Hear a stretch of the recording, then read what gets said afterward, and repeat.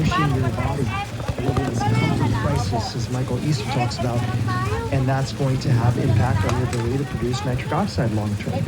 So diet you talked about the fitness aspect, you talked about the lifestyle habits. We went on the deep rabbit hole about how mouthwash, which I thought, because I hang out with a lot of people who are generally healthy, and I told my family about the dangers of mouthwash a long time ago, I had no idea until our interview together that you shared that 2/3 of Americans are using mouthwash every day, and that mouthwash is destroying the beneficial bacteria in our mouth, which is directly connected to our ability to produce.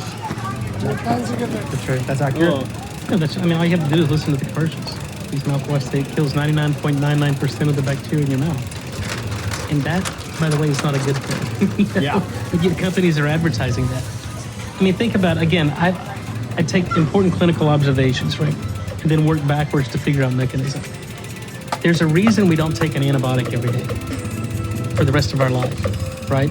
If we have an infection, yeah, you need an acute dose of antibiotics. But the damage it's doing to the commensal bacteria in the microbiome is completely devastating. Now we know that, disease starts in the gut, and most chronic diseases can be traced back to dysbiosis in the gut. So the bacteria that live in and on our body outnumber our human cells 10 to 1. The human genome codes for 23,000 gene products. The bacteria that live in and on our body code for 3 million gene products. So these bacteria that live in and on our body are there to do things that we as humans can't do. It's a true symbiotic relationship. And so when you start destroying this ecology of the bacteria that live in and on our body, you develop systemic disease. So going in and, most people focused on the gut microbiome early on. 25 years ago, we started looking at the oral microbiome. Because disease starts in the mouth, right? What do we put in our mouth?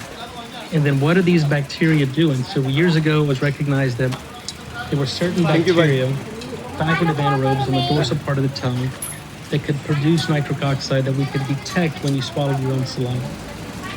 And then you completely eradicated this by inhibiting stomach acid production. You completely eradicated by using an antiseptic mouthwash. So today, fast forward, 20 or 30 years, we certainly know which bacteria are present and responsible for nitric oxide production. And it's very clear that things like chlorhexidine, alcohol-based mouthwash, anything that's labeled antiseptic, fluoride in your toothpaste, it indiscriminately kills all of them. It's selective just for the pathogens. It kills the non-pathogenic commensal bacteria, which are there to do things to provide the human essential metabolic products.